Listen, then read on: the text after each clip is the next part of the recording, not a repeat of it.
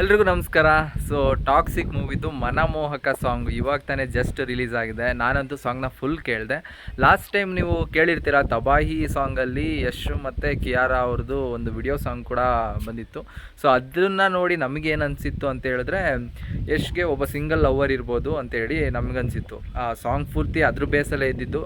ನಿನಗೆ ಲಾಸ್ಟಲ್ಲಿ ಬೇರೆ ಒಂದು ಡೈಲಾಗ್ ಕೇಳ್ತೀರ ನೀವು, ನಿನಗೆ ಯಾರ ಮೇಲೂ ಲವ್ ಆಗಲ್ವಾ ಅಂತೇಳ್ಬಿಟ್ಟು ಇನ್ನೊಂದು ಹೀರೋಯಿನ್ ಬಂದು ಹೇಳ್ತಾಳೆ.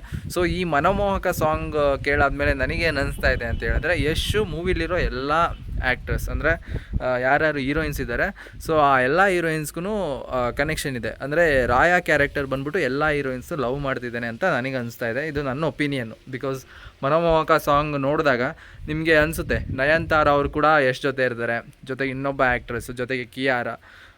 ಸೊ ಇವ್ರನ್ನೆಲ್ಲ ನೋಡಿದಾಗ ಅನಿಸುತ್ತೆ ಸೊ ಯಶ್ಗೆ ಇಷ್ಟು ಜನ ಕನೆಕ್ಷನ್ ಇದೆ ಅಂತ. ಇದಿಷ್ಟು ನಾನು ಮನಮೋಹಕ ಸಾಂಗಲ್ಲಿ ಅಬ್ಸರ್ವ್ ಮಾಡಿದ್ದು. ಸೊ ನೀವೇನು ಅಬ್ಸರ್ವ್ ಮಾಡಿದ್ರಿ ಅಂತೇಳಿ ಕಮೆಂಟಲ್ಲಿ ನನಗೆ ತಿಳಿಸಿ. ಆಗಸ್ಟ್ 26ನೇ ತಾರೀಕು ಟಾಕ್ಸಿಕ್ ಮೂವಿ ಬಂದ್ಬಿಟ್ಟು ವರ್ಲ್ಡ್ ವೈಡ್ ರಿಲೀಸ್ ಆಗ್ತಾ ಇದೆ. ಸೊ ನಾನಂತ ಎಕ್ಸೈಟೆಡ್ ಆಗಿದ್ದೀನಿ ಈ ಸಾಂಗು, ಈ ಮೂವಿನ ಸ್ಕ್ರೀನ್ ಮೇಲೆ ನೋಡೋದಕ್ಕೆ. ಬಿಕಾಸ್ ನಾವು ಮೊಬೈಲಲ್ಲಿ ನೋಡೋದಕ್ಕೂ ಸ್ಕ್ರೀನ್ ಮೇಲೆ ನೋಡೋದಕ್ಕೂ ತುಂಬಾ ಡಿಫ್ರೆನ್ಸ್ ಇರುತ್ತೆ. ನಾವು ಮೊಬೈಲಲ್ಲಿ ನೋಡಬೇಕಾದ್ರೇ ವಿಜುವಲ್ಸು ಅಷ್ಟು ಕ್ರೇಜಿಯಾಗಿರುತ್ತೆ, ಅಂದರೆ ಕ್ರೇಜಿಯಾಗಿತ್ತು ಆ್ಯಕ್ಚುಲಿ.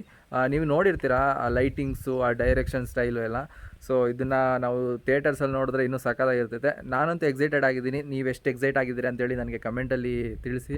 ಮತ್ತು ಈ ಸಾಂಗು ನಿಮಗೆ ಹೇಗೆ ಅನಿಸ್ತು ಅನ್ನೋದನ್ನ ತಿಳಿಸ್ಕೊಡಿ ಕಮೆಂಟಲ್ಲಿ. ಬಿಕಾಸ್ ಒಬ್ಬೊಬ್ಬರು ಒಪಿನಿಯನ್ ಒಂದೊಂದು ಥರ ಇರುತ್ತೆ. ನನ್ನ ಒಪಿನಿಯನಲ್ಲಿ ನನಗೆ ಯಶ್ಗೆ ರಾಯಾ ಕ್ಯಾರೆಕ್ಟರ್ಗೆ ಡಿಫ್ರೆಂಟ್ ಹೀರೋಯಿನ್ಸ್ ಎಲ್ಲರದ್ದು ಕನೆಕ್ಷನ್ ಇದೆ ಅಂತ ನನಗೆ ಅನ್ನಿಸ್ತು.